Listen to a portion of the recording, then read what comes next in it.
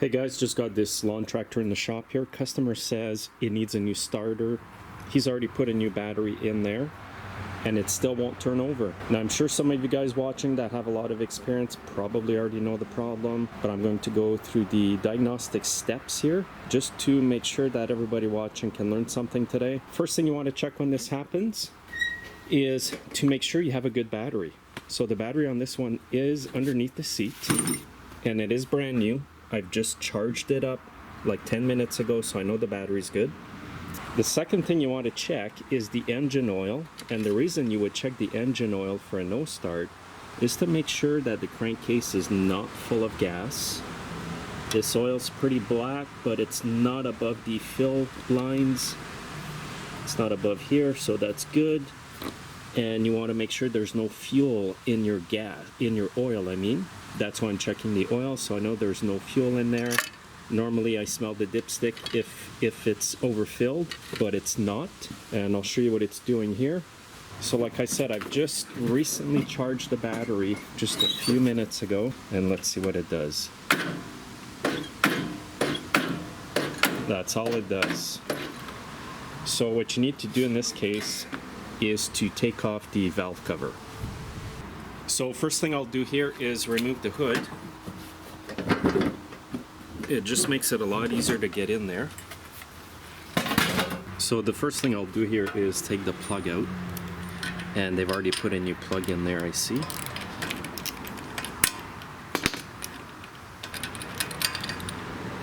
Brand new plug. It's a bit black, but they thought that might be the issue. And this is where I think the issue is. I will take the cover off.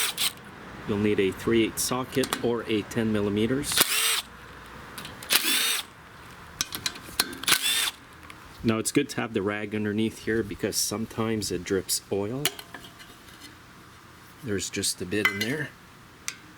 And look at the valve lash. Wow.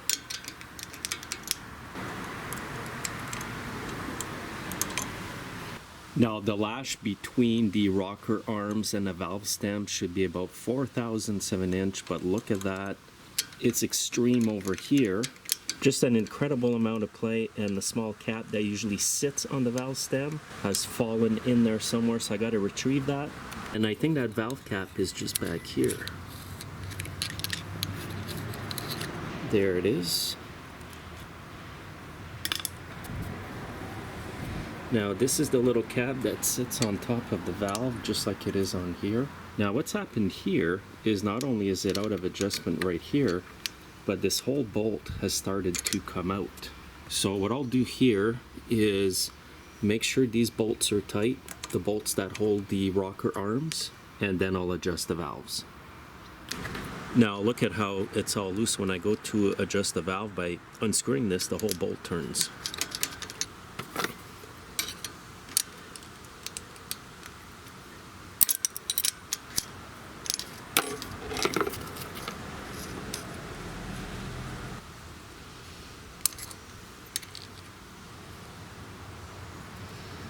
So what I'll do here is just unscrew the bolt,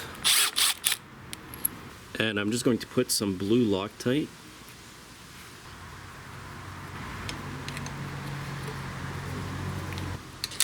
If you don't catch these on time, guys, it can cause a lot of damage. A lot of damage. And put that bolt fairly tight. Now I'm going to check the push rod here, because sometimes they get bent. This one looks pretty good. Now when you put the push rod back in, make sure that when you turn the flywheel that the rod will open and close. You want to make sure you've got it in the proper area for it.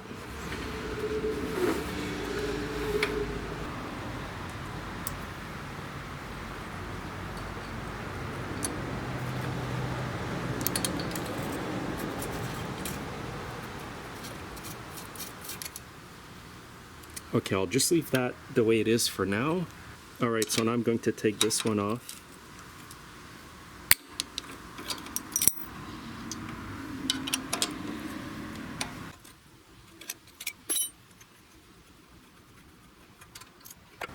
First thing I'll check is make sure this is nice and tight. That's good. Now I'll check this push rod to make sure it's not bent. Oh, it is bent. Look at that. So it would have been super easy to just adjust the valves quickly, not check the rod, but have a hidden problem like this. Look at how crooked this thing is. So I do have these in stock. Okay, so that push rod is for the intake. It's Briggs number 692003. And I had a good used one in my collection here. This is the used one that's good. And look at it compared to the old one here. Look at how bent the old one is. And I'm going to put it back in the exact same position. This worn out part here faces out like this. And again, make sure you've got it in properly on the valve lifter on the inside, or the push rod thing. So what I do is I just put it in, then I turn the engine over to make sure I've got it in there right.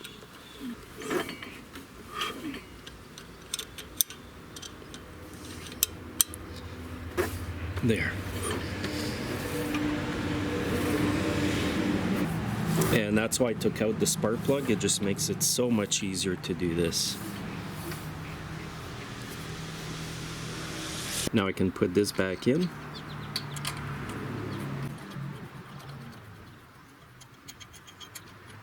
So the way I've got it set up now is this valve is open or it's pushed in, so that means there's no pressure on this rocker arm here. So I'm going to adjust this one here while this one is open.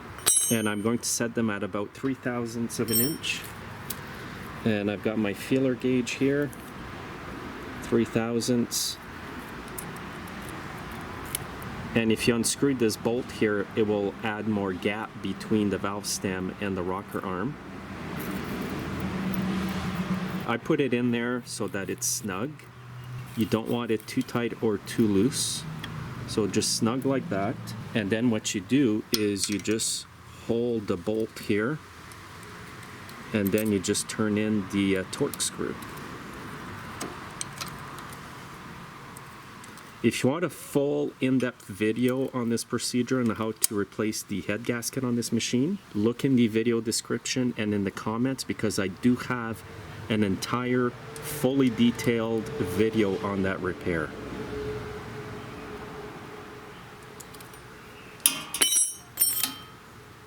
So now there's just a bit of play, which is good.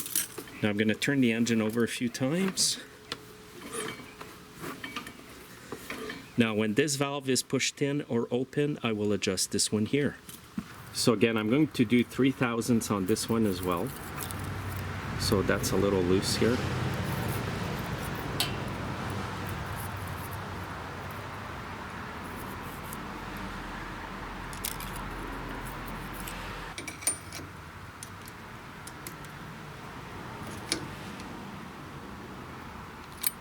So I'm going to turn the engine over a bit, make sure everything is opening and closing. Now when one valve is pushed in, I will check the gap again. Perfect.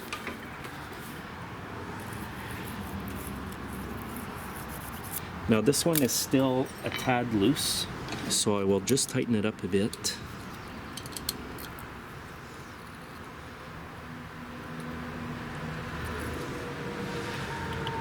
So what I did there just now is I loosened the torque screw and then I turned this in a bit.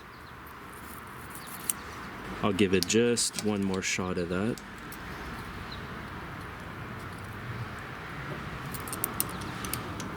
And just use common sense here, guys, when you tighten up the torque screws. You want them fairly snug, fairly tight, but don't overdo it.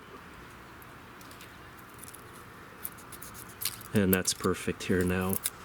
And we're all good to go. I've got the push rod replaced. I've got all the bolts that hold the rocker arms tightened up. Got the little cap back on. And now what I'm going to do is seal up the valve cover here. Make sure it's all clean around the gasket area.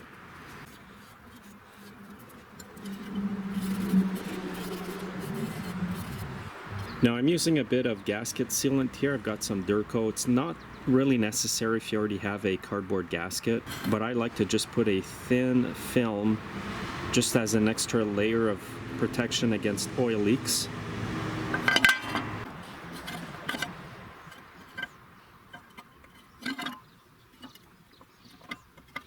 also, when you put these covers on, guys, make sure you've got the OHV in the proper position, not upside down. I've put them on upside down in the past, and then when I went to look for the engine model type and code, only then did I realize that I had put the cover on upside down. So now what I'm going to do is start these screws up really low on my impact.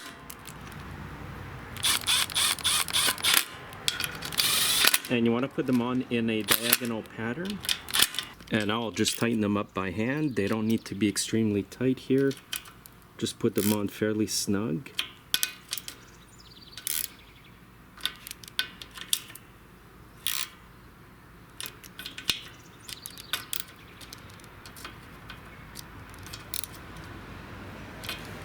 And now I'm going to put that spark plug back in.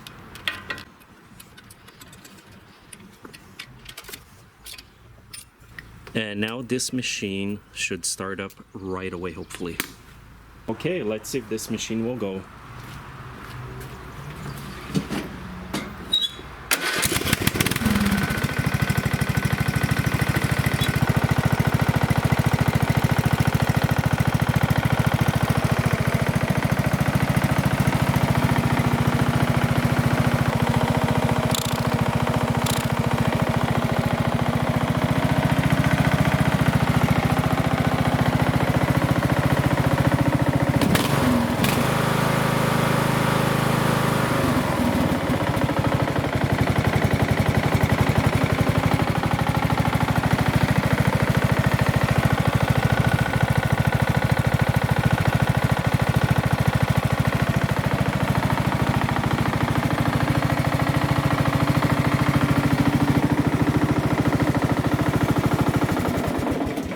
So that's all it was, guys. If you do what I've just done, most of the time that will cure the problem. If you still have an issue where it's hard to turn over after you've adjusted the valves properly and checked your push rods, what you're going to need is a camshaft, because on a camshaft there is a decompressor, and oftentimes a little spring breaks off, the whole thing breaks, and then it's extremely hard to turn that engine over.